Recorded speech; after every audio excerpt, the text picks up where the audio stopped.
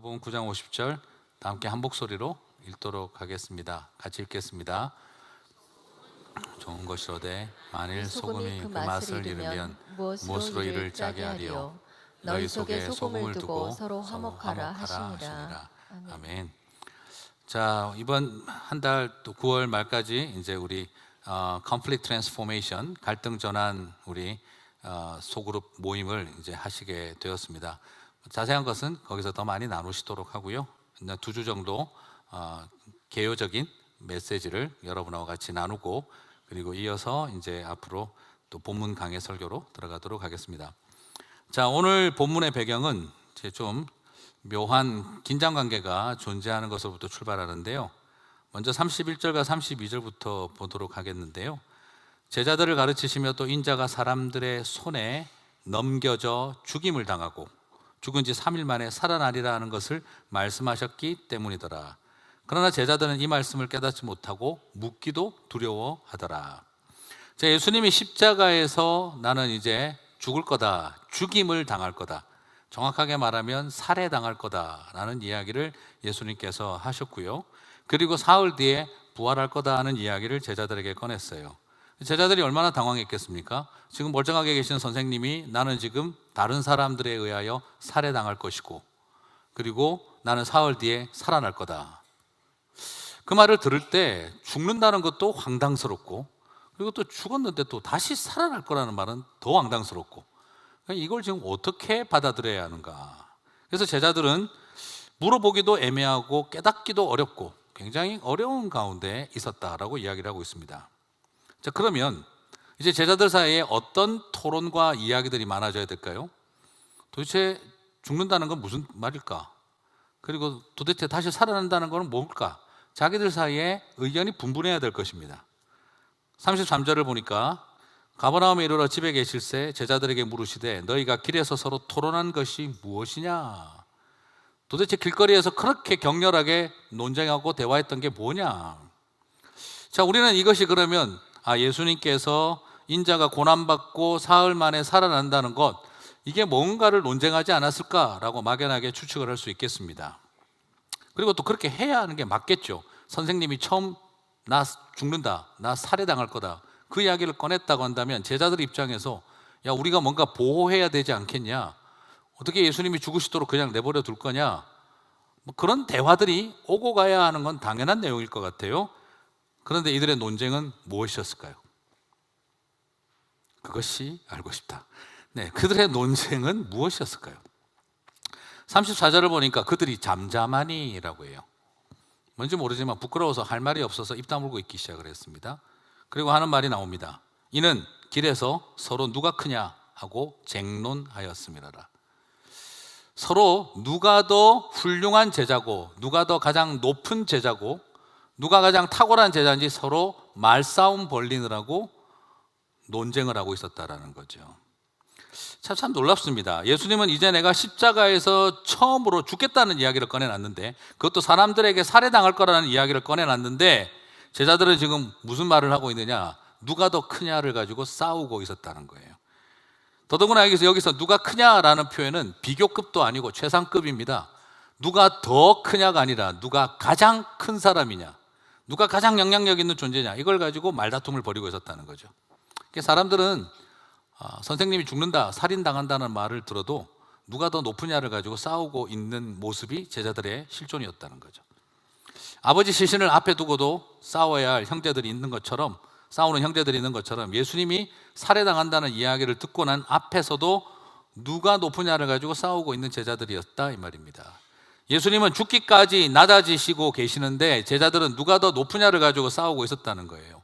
예수님은 무덤 밑에까지 낮아지고 계시는데 제자들은 지금 누가 더 하늘 높은 줄 모르고 누가 더 높은지를 가지고 서로 쟁론하고 있었다는 것입니다.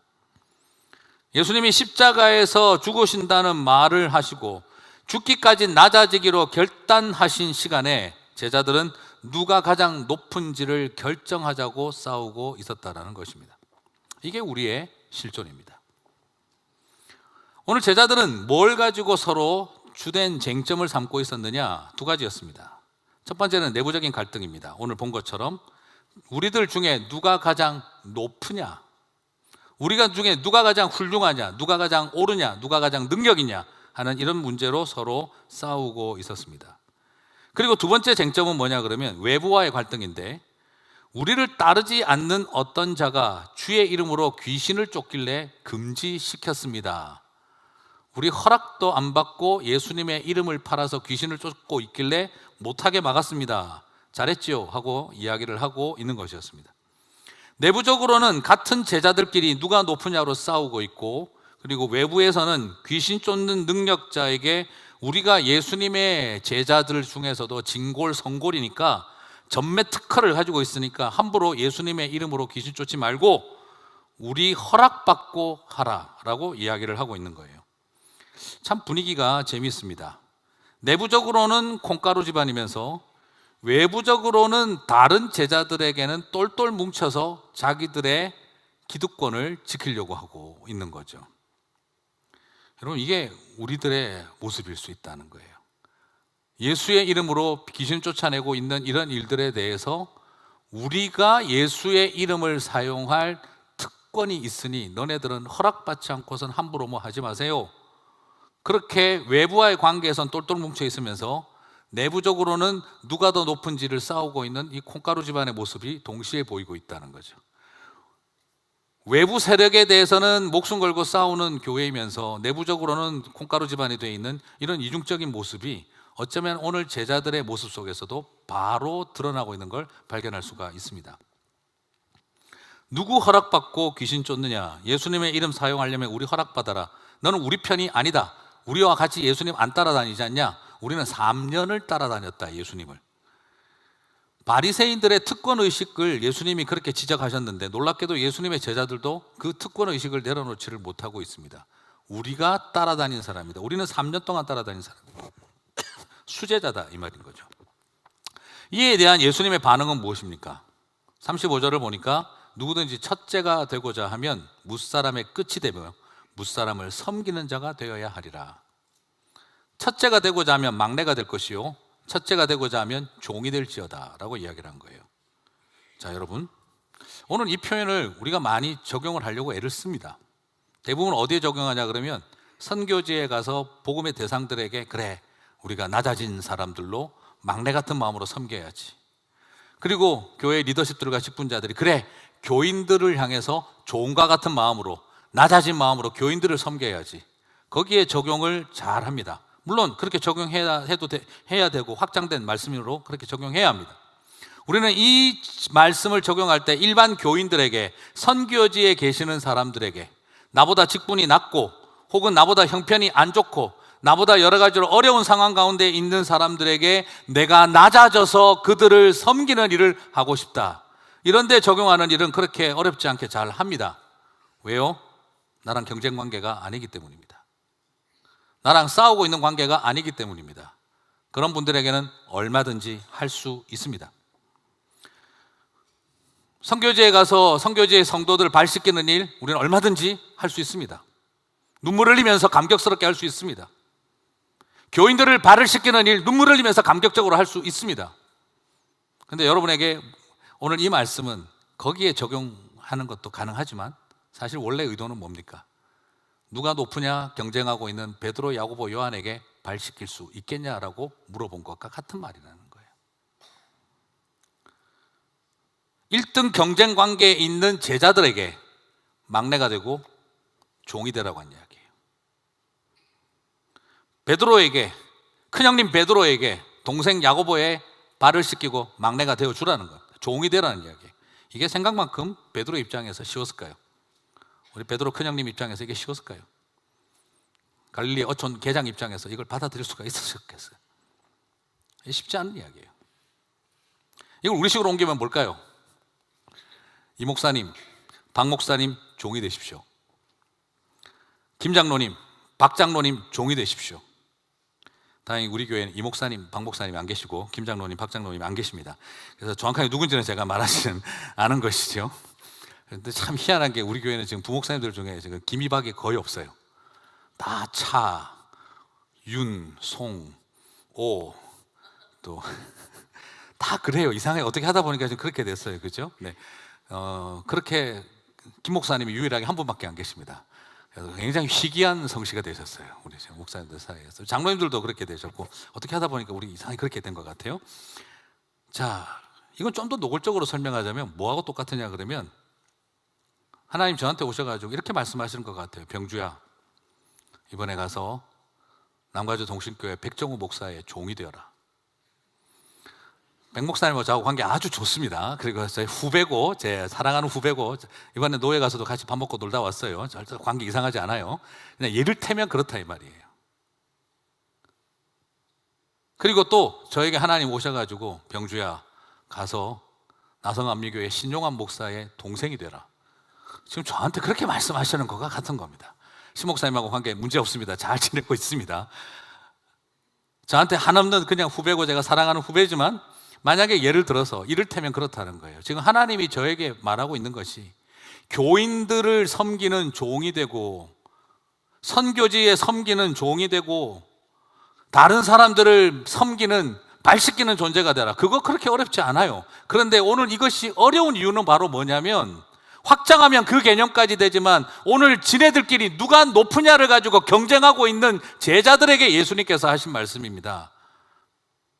종이 되고 막내가 되라는 거죠. 우리의 마음속 깊은 곳에 솔직하게 이것을 던지고 있는 질문은, 내 마음속에 이유는 모르겠는데 보기 싫고 내 마음에 껄끄럽게 느껴지는 비슷한 또래의 같은 안수집사, 같은 장로, 같은 권사, 같은 집사, 그리고 같은 또래의 젊은 친구, 그들을 향해서 남들은 어느 누구도 뭐라고 말하지 않는데 내 마음에 남아있는 그 경쟁자를 향해서 종되라고 하는 이야기가 오늘 메시지의 솔직한 본질적인 메시지라는 거죠. 그것이 오늘 우리들에게 가서 그 사람의 종이 되고 발을 씻기라는 이야기입니다. 여러분, 선교지에 가난한 사람들을 위해서 종이 되겠다, 우리 전 교인들의 종과 같이 섬기겠다, 그거 말할 수 있습니다. 그런데 그 사람의 동생이 되라, 그 사람의 발을 씻겨라, 이건 전혀 다른 스토리입니다. 오늘 예수님께서 말씀하신 더 솔직하게 정직하게 우리가 대면해야 될 이 메시지의 본질은 바로 거기에 있습니다. 그리고 하시는 말씀이 그겁니다. 소자가 실족하게 되면 목에 연자맷돌을 쥐고 바다에 던지는 게 나으리라. 손이 너를 범죄하면 찍어버리라. 지옥 가는 것보다 나으리라. 눈이 범죄하면 뽑아버리라. 발이 범죄하면 찍어버려라. 그것으로 지옥 가는 것보다 나으리라. 여러분, 이 말이 어디에 쓰여진 말씀일까요? 개인적인 윤리 문제를 가지고 이야기를 하신 게 아닙니다. 손으로 도박하면 찍어버려라. 발로 유흥가를 돌아다니고 있으면 찍어버려라. 눈으로 포르노 보고 있으면 뽑아버려라. 이런 이야기를 하는 의도도 궁극적으로 목적은 아닙니다. 확장하면 거기까지 갈 수도 있겠죠. 그러나 이것이 가지고 있는 의미는, 오늘 이야기의 맥락은 뭘 배경으로 하고 있다는 겁니까? 제자들끼리 누가 높은지를 가지고 갈등하고 싸우고 있는 것을 전제로 하신 이야기입니다. 무슨 말일까요? 누가 더 높으냐를 가지고 서로 싸우고 있는 사이에 다음 세대들이, 이런 어린아이들이 실족하고 신앙이 어린 초신자들이 실족하고 있다면 그것은 뭐하고 똑같느냐는 겁니까? 그런 우리를 향해서 던지고 있는 도전이라는 거예요. 결국 무슨 말입니까? 여기서 나오는 말은 누구든지예요. 누구든지. 베드로든지 야고보든지 요한이든지, 조금 전에 변화산에서 하얗게 옷을 흰옷 입은 하나님의 영광을 받고 모세도 보고 엘리야도 보고 왔든지 어땠든지 간에, 최고의 제자든지 어땠든지 간에, 모든 것을 다 버리고 나를 3년을 따라다녔든지 어땠든지 간에, 네가 목사든 선교사든 장로든 권사든 집사든 뭘 하고 있고 누구든지 간에, 누가 더 높으냐를 가지고 서로 싸우다가 이런 소자가 실족하는 일, 다음 세대들이 실족하고 신앙의 초신자들이 실족하는 일이 생기게 된다면 지옥 가는 것보다 찍어버리는 게 낫지 않겠느냐라고 예수님께서 말하고 있는 거예요. 자리 욕심에 눈이 이글거리고 있고 욕망으로, 분노로 이글거리고 있다면, 상대를 향한 손가락질이 가득한 손이 되고 있다면, 대장 노릇하겠다고 바쁘게 돌아다니는 발걸음이 있다면 그것을 향해서 찍어버려라 라고 이야기를 하고 있는 것이죠. 여러분, 사실 성경에 예수님께서 지옥 이야기를 가끔씩 언급하시는데요, 그 지옥 이야기를 주로 안 믿는 사람들에게 경고성으로 말하는 경우보다는요, 잘 믿고 있다고 생각하는 사람들에게 경고성으로 던지는 메시지입니다. 오늘 이 본문도 마찬가지입니다. 예수님께서 지옥 가는 것보다 나으리라 하며 찍어버려라 이런 거친 표현을 쓰실 때 보면 신학적인 문제나 교리에 대한 문제나 믿음에 대한 문제를 가지고 이야기를 하고 있는 게 아닙니다. 제자들의 자리 싸움에 대해서 지옥 이야기를 끌고 나오신 겁니다. 지옥 이야기는 교리의 문제가 아니라 관계의 문제를 가지고 나온 거예요. 49절에 보면은 사람마다 불로써 소금 치듯함을 받으리라. 사람마다 불로써 소금 치듯함을 받으리라. 이게 참 이렇게 프라이팬에다 소금 볶는 이야기인가? 이게 헷갈리는데요. 이게 그냥 심플한 표현이에요. 소금 치듯한다. 이 소금에 절여 놓는다는 뜻입니다. 도가지 안에 생선을 소금으로 절여 놓듯이 지옥에서는 불로 여러분들이 절어 있을 거라고 이야기를 하는 거예요. 지옥은 불로 절여 놓는 곳이라는 거죠. 소금으로 생선을 절여 놓듯이 지옥에서 불로 소금 치듯 소금 절여 있듯 여러분은 지옥 불에 절여 있을 거라는 이야기가 지금 예수님 하신 말이에요. 무지막지한 경고입니다. 근데 이걸 누구한테 한 말입니까? 교회 안 다니는 사람들에게 지옥에 대해 겁주는 메시지를 던지고 예수 믿으라는 데 쓴 것이 아니고요, 교회를 잘 다니고 있는 제자들에게 나는 절대 지옥 갈 가능성이 없다고 확실하게 믿고 있는 예수님의 제자들에게, 우리는 지옥 갈까 아닐까가 중요한 게 아니고 누가 더 높으냐 낮으냐가 중요하다라고 생각하고 있는 제자들입니다. 지옥 갈까 아닐까의 경계선에 서 있는 거라고 꿈에도 상상해 본 적이 없습니다. 더 높으냐 낮으냐를 가지고 고민하고 있는 제자들에게 하신 말씀이에요. 지옥 갈까 조심하라고 이야기를 한 것입니다. 무슨 뜻입니까? 예수님이 제 지옥 이야기를 거칠게 언설할 때는 안 믿는 사람들에게 예수 안 믿으면 지옥 갈지 모르니 조심해, 그런 뜻으로 말하는 것보다 잘 믿고 절대 지옥 안 갈 거라고 확실한 안정권에 들어있다라고 생각하는 제자들에게 서로 높으냐 낮으냐 가지고 싸우고 있으면 지옥 갈지 말지를 조심해라고 이야기를 던지고 있다는 거예요. 여러분, 저는 그래서 이 말씀을 볼 때마다 굉장히 두렵습니다. 목회자로서, 목사로서 가장 무서운 것은 지옥 가느냐 마느냐의 문제가 나는 그 문제로부터 자유로워졌다고 생각하지 말라 이 말이에요. 예수님의 지옥에 대한 언설은 우리 안에 누가 높으냐 낮으냐를 가지고 싸우고 있을 때 던져진 메시지였다는 것이죠. 오늘 이 본문 맥락에서 이제 그러면 예수님께서 이런 거친 언설을 쓰시고 난 다음 맛을 잃지 않는 소금에 대해서 뭔가를 보여주고 있어요. 우리가 보통 이 맛을 잃은 소금, 맛을 잃지 않은 소금의 이야기는 우리가 주로 어디에 알고 있습니까? 너희는 세상의 빛이라, 너희는 세상의 소금이라 할 때 우리는 세상의 소금이라 라는 데 익숙하죠? 마태복음 5장 13절과 누가복음 14장 34절은 너희는 세상의 소금이라 라고 표현이 되어 있어요. 그리고 그 뒤에 나오는 내용이 착한 행실을 살아가라 라고 이야기를 하죠. 그래서 너희는 세상의 소금이라는 말과 착한 행실이라는 말이 연결이 되어 있어요. 그런데 마태복음과 누가복음에서는 세상의 소금이라고 표현을 했는데 마가복음 오늘 9장 50절에 나오는 표현은 조금 다릅니다. 세상의 소금이라는 표현이 아니라 너희는 제자들 안에서, 교회 안에서 소금이 되라고 이야기를 하고 있어요. 자, 마가복음은 누가 높으냐 낮으냐를 싸우는 12제자들에게 하신 말씀이에요. 너희들이 소금을 맛을 잃어버린다. 서로 싸우는 걸 말하는 거예요. 세상에서 착한 행실을 내도 세상에서 세상의 소금처럼 살아가고 있는데 형제들끼리 화목과 평화를 잃어버리면 맛을 잃어버린 소금이라고 말씀하고 있는 거예요.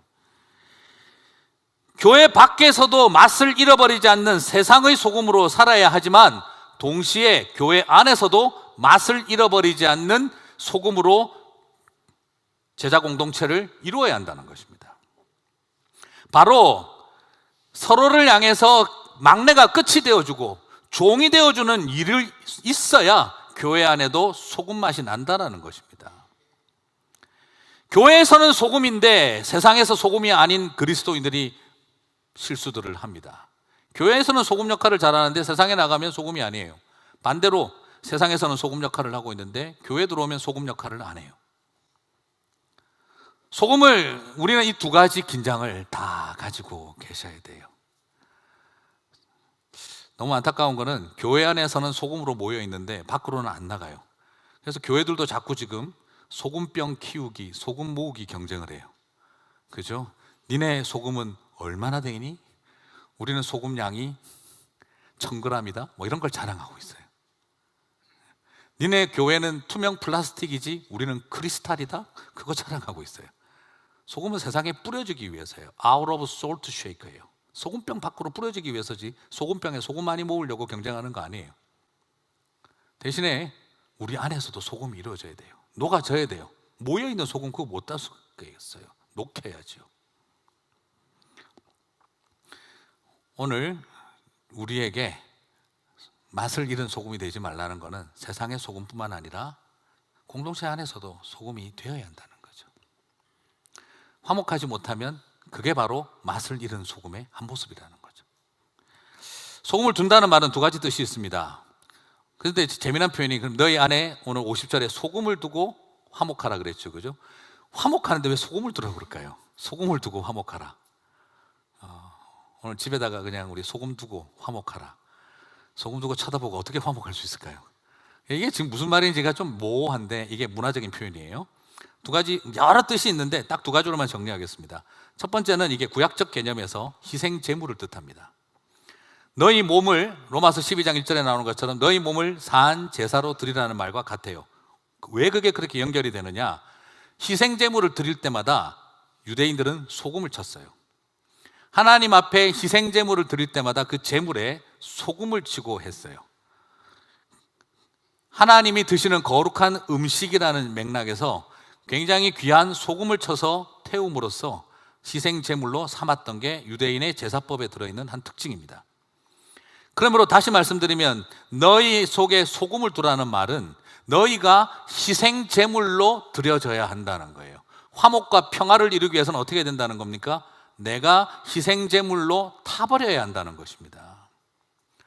여러분 그렇습니다. 화목과 평화를 이루기 위해서는 희생 제물이 되어야 평화와 화목이 일어나는 거예요. 우리가 그게 왜 어렵습니까? 상대를 태워 죽이려고 하니까 이게 어려운 거예요. 내가 타서 죽어버리면 그게 평화를 이루는 거예요. 내가 저 인간을 내가 태워버리고 만다 이 생각을 하고 있는 사이에서는 서로가 이 평화가 이루어질 수가 없어요. 하나님 나를 태우소서가 되는 거죠. 그런데 이게 남아 죽는 게 아닙니다. 예수님께서 우리를 위해서 산 제물이 됐다 그랬어요. Living sacrifice. 이건 사실 말이 형용 모순입니다. 작은 거인과 같은 말이에요. Sacrifice, 제물은 죽는 겁니다. 그런데 어떻게 그게 살 수가 있어요? Living sacrifice, 산 제물이 될 수 있습니까? 구약의 모든 제사는 죽이는 제사였습니다. 제사는 죽이는 거예요. 그런데 예수님은 독특한 표현을 쓰셨습니다. 나는 living sacrifice, 산 제물이 되었다 그랬어요. 그리고 로마서 12장 1절에서도 너희가 어떻게 하라고요? 산 제사를 드리라 그랬어요. living sacrifice를 드리라 그래요. 어떻게 그게 가느냐? 우리는 죽는 것만으로 끝나지 않고 우리가 죽을 때 뭐가 따라오는 겁니까? 부활이 따라온다는 거죠. 그래서 십자가에서 죽는 것과 부활의 영광이 같이 있기 때문에 우리는 희생으로만 끝나는 것이 아니라 산 제물, living sacrifice로 격이 달라져 버린다는 거죠. 우리가 죽을 때, 희생 제물이 되어질 때 나 하나 죽는 것으로 끝나는 것이 아니라 그것은 바로 아름다운 공동체의 회복과 부활의 역사 앞에 우리를 세운다는 거죠. 그러므로 화목과 평화를 이루는 일은 바로 불타버리는 일로부터 출발하는 것입니다. 그러나 주님 그것을 리빙 세크리파이스가 되게 하신다는 거죠. 우리가 왜 한 몸을 회복해야 되느냐? 그것은 예수님이 평화를 위해 희생제물이 되셨기 때문입니다. 하나님과 죄인의 갈라진 관계를 평화를 이루셨습니다. 유대인과 로마인, 헬라인의 깨어진 관계를 하나 되게 하셨습니다. 자유인과 종의 관계를 회복하셨습니다. 남자와 여자의 갈라진 관계를 회복했습니다. 세대 간의 갈등을 뛰어넘었습니다.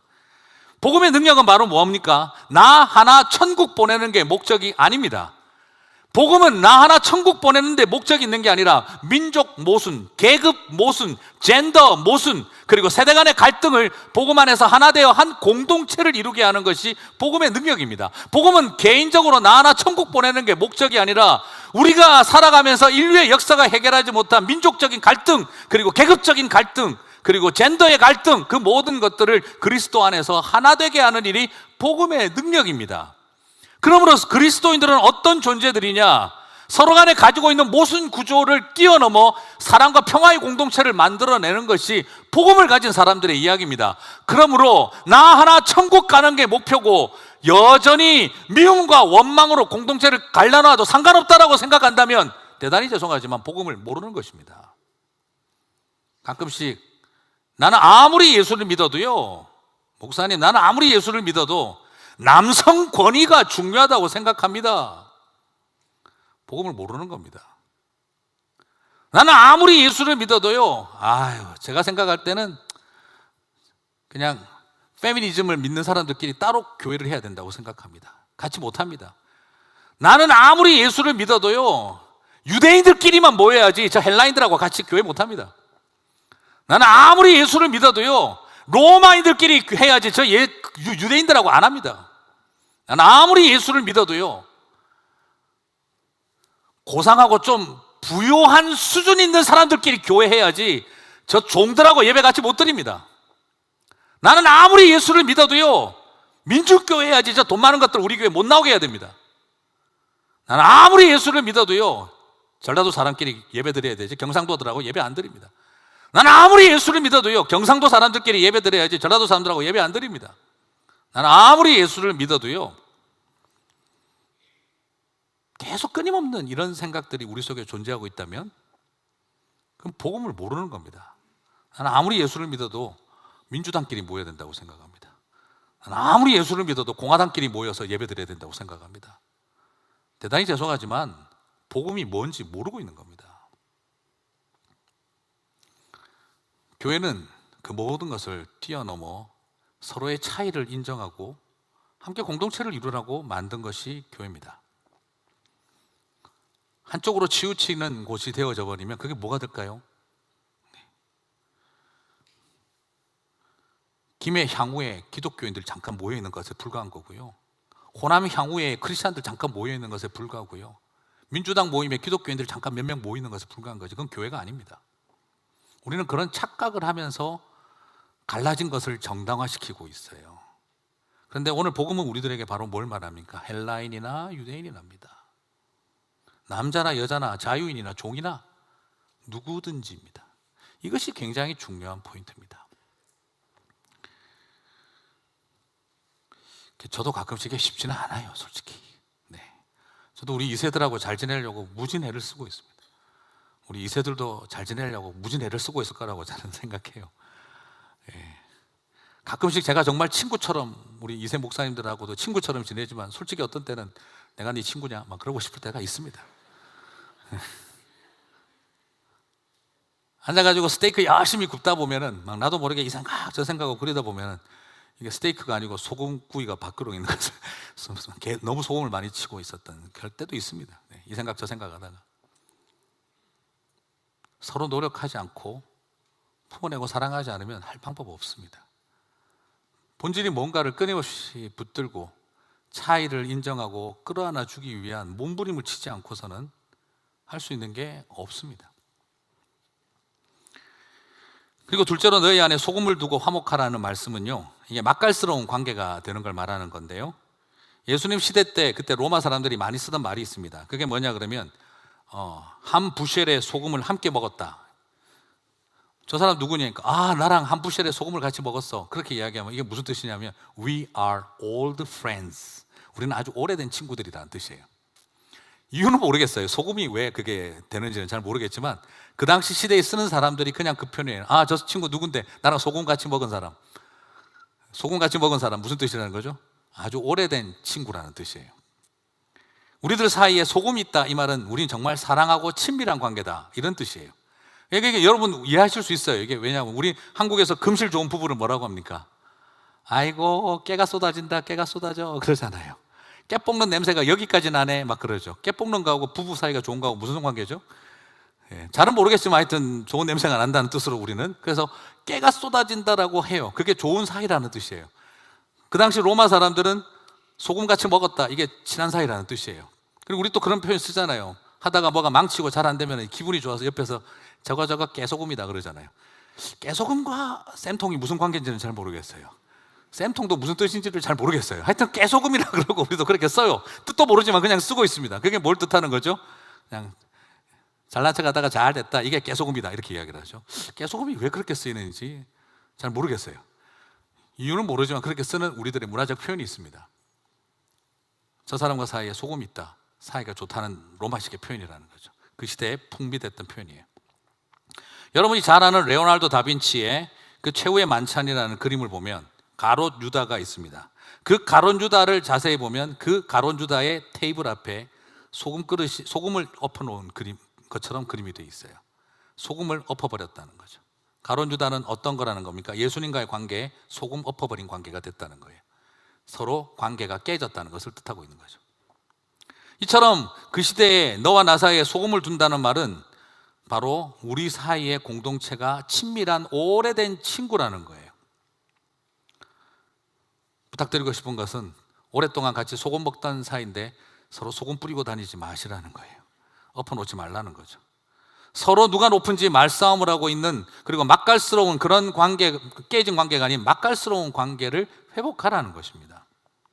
그래서 그 당시 시대의 사람들은 영주들끼리, 국가끼리 동맹관계를 맺을 때에 소금빵을 같이 먹었다라고 이야기를 합니다. 우리가 같이 소금빵을 먹었다, 우리는 더 이상 싸우지 않고 잘 지내기로 했다라는 것을 뜻한다는 거죠. 소금은 이런 특징을 가지고 있었던 게 그 시대의 의미입니다. 그래서 소금은 형체는 잃어버리지만 맛을 잃어버리지 않는 존재입니다. 바람은 만남을 통해 그 존재를 알게 되는 것처럼 소금 역시 보이지는 않으나 맛을 통해 그 존재를 알게 됩니다. 겉으로는 보이지 않아도 혀와 음식이 만나는 순간 거기엔 소금이 있다는 걸 알게 되는 것이죠. 바로 형제와 형제의 관계가 그렇다는 것입니다. 녹아 없어지지만 사라지지 않는 것, 형체를 잃어버리지만 존재는, 본질은 유지하고 있는 것, 이게 바로 화목의 개념이라는 거예요. 그게 성도의 삶입니다. 그게 그리스도인의 모습입니다. 그리스도인은 들어가는 곳곳마다 그의 존재는 보이질 않으나 그의 본질이 존재하는 것, 형체는 사라지나 존재하고 있는 모습. 교회는 그래야 됩니다. 아, 저 교회 참 좋아. 왜? 분석은 안 되지만 그냥 그 교회 가면 참 좋아. 저 사람 참 좋아. 왜? 아, 그냥 사람이 참 그 맛을 느낄 수 있는 것처럼 그냥 좋아. 그죠? 대장금을 보셨잖아요. 장금아, 그게 왜 그 맛이 나느냐? 그냥 제 입에서 그 맛이 나는데 왜 그 맛이 나냐고 물으시면 제가 뭐라고 대답을 합니까? 그냥 그렇게 나는 맛인 거예요. 그게 바로 교회입니다. 갈등 전환이라고 하는 것은 쓴맛을 없애는 데 목적이 있는 게 아니라 그냥 소금 맛이 나는 거죠. 이민교회는 많은 트라우마를 가지고 있습니다. 그래서 우리는 필요 이상으로 예민하고 트라우마에 익숙한, 발동하는 위험성을 가지고 있어요.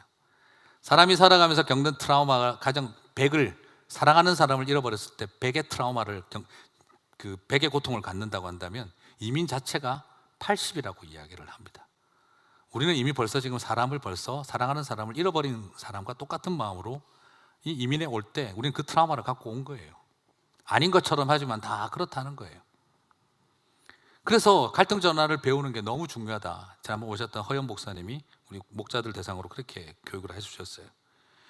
제일 중요한 첫 번째 출발은 뭐냐면 어떻게 교회에 갈등이 있을 수 있나 라는 생각을 하지 않는 거예요. 우리는 다 갈등할 수밖에 없는 존재라는 걸 받아들이고 출발하는 거예요. 여러분, 우리 갈등이 예수님 제자들에도 다 있는 거죠. 오늘 예수님도 그렇지 않겠습니까? 나 죽는다 이야기를 했는데 누가 높으냐를 싸우고 있어요. 무슨 생각 드셨을까요? 네, 이것들을 그냥 얼마나 열받으셨겠어요. 이런 일이 일어나는 거예요. 여러분, 사람이 인간 사회에 갈등이 없는 곳이 한 군데 딱 있습니다. 어딜까요? 인간 사회에 갈등이 전혀 없는 곳, 공동묘지입니다. 거기는 갈등이 있을 수가 없습니다. 물론 밤에 귀신들끼리 싸우는지는 모르겠습니다만 인간 사회에서 갈등이 전혀 없는 곳은 공동묘지입니다. 그러므로 갈등이 있다, 뭘 뜻하는 거죠? 우리가 살아있다는 뜻입니다. 그리고 갈등이 있다, 무엇을 뜻할까요? 우리가 연약하고 아픈 사람들이다 하는 것을 아는 거예요. 갈등이 일어날 때마다 어떻게 이렇게 생각하지 말고 갈등이 일어날 때마다 아, 내가 살아있는 거고 그리고 내 안에 연약함이 있는 거구나, 그걸 드러나는 시간일 뿐이라는 거죠. 절대 그리스도인들 사이에는 갈등이 있을 수 없어. 절대 교회는 갈등이 있을 수 없어. 이런 강박관념을 가질 필요가 없습니다. 우리는 다 갈등이 있는 존재다 하는 것. 그러면 갈등이 생길 때 그건 어떻게 생각해야 되느냐? 인식의 전환이 필요한 거예요. 누가 더 나쁘냐? 범인이 누구냐? 누가 더 악하냐? 누가 더 착하냐? 이런 것을 보는 것이 아니라 우리가 다 생명이 있는 살아있는 존재이고 우리는 다 연약한 존재라는 걸 그냥 받아들이는 것에 출발로 삼으면 됩니다. 그러나 이 갈등을 그냥 그대로 내버려 두면 안 됩니다. 그렇게 되면 이 갈등은 두 가지 길을 선택하게 돼 있어요. 가만히 있으면 갈등이 뭐가 문제겠어요? 갈등은 움직입니다. 첫 번째 갈등이 움직이는 방향은 갈등 전환을 위한 다이나믹스를 만들어낼 수 있고, 두 번째는 갈등을 심화시키는 다이나믹스를 만들어낼 수 있어요. 저는 사람과 사람 사이에 갈등이 생긴다고 해서 사람을 평가하고 판단하고 싶지 않아요. 왜 저런 갈등이 생기지? 저 사람 맨날 교회 열심히 다니더니 별 아니었구나, 이렇게 판단하면 안 돼요. 그건 누구나 다 당연히 있는 겁니다. 갈등이 있다고 해서 사람을 판단하는 거, 그건 더 나쁜 일입니다. 갈등은 당연히 생기지만 이 갈등을 어떻게 전환시켜 가느냐, 아니면 이 갈등을 더 나쁘게 만들어 가느냐가 우리가 선택할 문제라는 거죠. 여러분, 갈등은 우리가 거부할 권한이 없습니다. 그러나 이것을 전환시킬 거냐 더 심화시킬 거냐는 선택할 수 있습니다. 갈등 전환을 지난번 허연 목사님께서 이번 목장에서 다 나누겠습니다만, 갈등 심화의 역동성을 잘 설명을 해주셨는데요. 갈등이 어떻게 심화되냐? 처음에는 의견의 차이가, 단순한 의견의 차이가 나중에는 상대에 대한 인간적인 적대감으로 변한다는 거예요. 이 사건이 잘 됐냐 못 됐냐를 논하다가 나중에는 인간이 틀려 먹었다 아니다가 결정으로 간다는 거죠. 그게 사람의 갈등이 심화되는 첫 단계라는 거예요. 그리고 나서 상대에 대한 새로운 문제점과 오해를 수집하고 그 수집이 되어져서 퍼즐이 완성되면서 인간적인 적대감은 일반적인 이론으로 발전하기 시작을 한다는 거죠. 몰랐냐? 걔가 옛날에도 이랬던 사람이다 하는 정보들이 수집되기 시작을 한다는 거죠. 그리고 갈등의 당사자들 간의 상호 의사소통과 접촉은 없어지고 자신을 동조하는 사람들과의 접촉과 대화가 늘어난다는 거죠. 중립적인 사람들의 영향력은 약화되고 극단적인 주장이 리더십으로 형성되기 시작을 한다는 거죠. 상호 대화를 위한 참여와 교제를 강조하는 중립적 리더십들은 공동체의 배신자로 여겨지고 배제되기 시작을 하고, 그리고 마지막은 결국에는 상호 간의 대화의 가능성이 차단된 채 치명적인 손상을 입히면서 갈등하게 되어진다는 거죠. 갈등 전환의 역동성은 어떻게 흘러가느냐? 사람이 아니라 사안에 집중하고 감정으로 해석되지 않는 팩트를 직시하고 서로 반대편의 입장에 서보고 중재와 회복을 돕기 위한 공동체를 이루고 중립적인 사람들의 역할을 증대시키고 징벌적 정의가 아니라 회복적 정의를 이루어가고 신뢰 속에 대화의 가능성을 찾고, 그래서 공동체의 파괴가 아니라 그 갈등으로 인해 공동체를 더욱 풍성하고 건강하게 만들어가는 계기로 삼는다라는 것이죠. 그럴 때 갈등은 축복의 통로가 된다라는 것입니다. 자, 갈등이 존재하는 것을 사람은 막을 수가 없습니다. 그러나 그 갈등이 심화의 역동성으로 갈 건가 아니면 전환의 역동성으로 갈 것인가를 선택하는 것은 우리의 몫이라는 것이죠. 사랑하는 성도 여러분, 갈등은 어느 누구도 피할 수 없습니다. 그 갈등 때문에 사람은 판단되어질 이유가 없습니다. 그리고 그 갈등을 통해 우리는 무엇을 시작하는 거죠? 오히려 전환의 역동성으로 바꾸어가기 위한 선택과 노력이 우리에게 필요하다는 것이죠. 말씀을 이제 정리하겠습니다. 제가 생각해 볼 때 교회는 화학 실험실 같아요. 케미스트리 랩 같다는 생각을 해봅니다. 제가 우리 교회 집사님한테 제가 들었는데요, 이 화학 실험실에서 정말 안정적인 물질 두 개를 같은 캐비넷에 이렇게 놔뒀대요. 안정적인 물질 두 개를 놔둬서 걱정을 안 했대요. 근데 무슨 일이 생겨서 캐비넷이 어그러지면서 이 가장 안정적인 물질 두 개가 섞였대요. 그리고 나서 실험실 반이 날아가 버리는 연쇄 폭발과 화재를 일으켰다고 그러더라고요. 저는 그 이야기를 듣고 나서 그게 세상 돌아가는 모습이고 교회의 모습인 것 같아요. 정말 세상과 사회의 축소판이라는 생각이 들어요. 지금 우리 교회 이야기가 아니라 제가 그전 교회에서 제가 이 목장 사역 담당 목사였거든요. 제일 힘든 게 뭔지 아세요?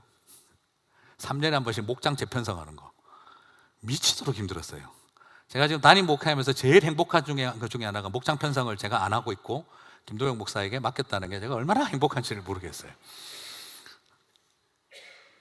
제가 그때 편성을 할 때 가장 안정적인 두 분이라고 생각을 하고 같은 목장에 넣었더니 폭탄이 터지더라고요. 제가 알고 있기로 가장 안정적인 두 분인데 안 되는 거예요. 제가 알고 있기로 가장 불안정한 두 분을 니트로글로세린 같은 두 분이 같은 목장에 들어가서 큰일이다 생각했는데 안정적인 다이너마이트가 만들어지더라고요. 통제가 되는. 참 신기하다 생각을 했어요. 온 교회 곳곳에 폭탄이 터지는 거예요. 가장 안정적인 분들로 인해서. 그분들이 나쁜 게 아니에요. 그냥 우리가 모르는 다이나믹스가 존재했던 거죠. 왜 제가 이런 이야기를 드리느냐? 각종 물질은요, 잘 희석시키고 섞어주면은요, 아주 좋은 효과를 만들 수 있습니다. 악취가 나는 것도 잘 희석하고 섞어주면 최고의 향수가 될 수 있는 거고요. 독성이 강한 물질도 희석시키고 잘 섞어주면 최고의 약품이 될 수 있어요. 별것 아닌 것처럼 생각했던 물질도 잘 섞어주면 최고의 제품이 만들어질 수도 있는 거고요. 그리고 가장 안정적인 물질이라도 잘못 섞어버리면 폭발을 일으키기도 하고요.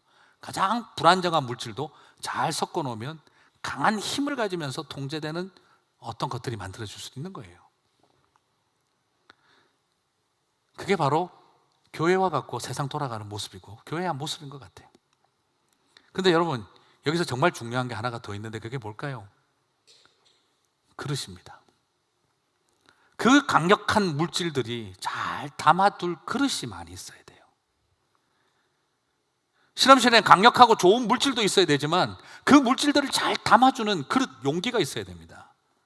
그 통은 그 물질에게 가장 가까운 존재이면서도 그 물질이 함부로 흘러가지 않도록 막아주고 보호해주는 역할을 하는 통이 있어야 돼요. 같이 녹아내리고 같이 녹아버리면 엄청난 문제를 일으키게 될 겁니다. 참 신기하죠. 가장 내 편이 안 돼주는 것 같은데 가장 나를 보호해주고 지켜주는 존재, 그게 바로 그릇과 같은 존재예요. 세상에 무엇이든 다 녹여버릴 수 있는 물질을 만들고 싶고 세상에 무엇보다 다 녹일 수 있는 물질이 존재해도 꼭 하나 있어야 되는 것은 절대 그것이 녹일 수 없는 통은 있어야 돼요. 그러니까 어떻게 생각하면 세상 모든 것을 녹이고 싶은 물질의 입장에서 그 통은 걸림돌입니다. 그러나 그 통이 있어야 그 물질은 보호받고 그 물질은 존재할 수 있는 거예요. 뭘까요? 가장 친하면서도 가장 같이 붙어 있으면서도 같이 녹아들지 않는 것. 어떻게 보면 내 흘러가는 길을 막는 것처럼 보이지만 그러나 그게 나를 보호해주고 지켜주는 역할하는, 저는 교회 안에 그런 통 역할을 해줄 분들이 많았으면 좋겠어요. 그리고 그것을 잘 섞어낼 줄 아는 노련한 실험가도 있어야겠죠. 그럴 때 교회는 건강한 교회가 되지 않을까 싶어요. 삼국지 뒷부분에 보면 조조의 아들 조비가 동생 조식을 질투해서 죽이는 장면이 나와요. 어렸을 때 제가 삼국지 읽으면서 제 아이가 가장 기억에 남았던 겁니다. 조비가 왕이 되고, 조조의 아들 조비가 왕이 되고 동생 조식이 질투해서 죽이려고 해요. 그때 그가 뭐라고 시키냐 그러면 7걸음을 옮길 기회를 줄 테니 그 7걸음을 옮기는 동안 형제라는 주제를 가지고 형제라는 단어가 들어가지 않은 시를 지어라. 그 시가 나에게 감동을 주면 너를 살려주마. 세상에 그런 법이 어디 있습니까? 그런데 결박당한 조식이 결박당한 몸으로 7발걸음을 옮기면서 시를 읽습니다. 그 내용이 콩깍지로 불을 떼어 콩을 삶으니 콩이 솟아내서 울고 있다. 본디 한 뿌리에서 났건만 왜 이다지도 급하게 볶아댔고. 칠봇이라고 하는 그 시를 조식은 옮기면서 눈물을 흘립니다. 본디 한 뿌리에서 났건만 왜 이다지 볶아댔고. 그 시를 듣고 있던 조비는 냉정한 가슴을 가진 형님도 눈물을 쏟고, 그리고 두 사람은 조식은 생명을 보존하고 살 수 있었다는 이야기가 있습니다. 설교의 마지막이 삼국지가 돼서 죄송하긴 하지만, 그러나 오늘 이 내용 속에서 우리가 하나 발견했으면 하는 것은 그렇습니다. 우리 안에 바로 맛을 잃지 않은 소금이 필요합니다.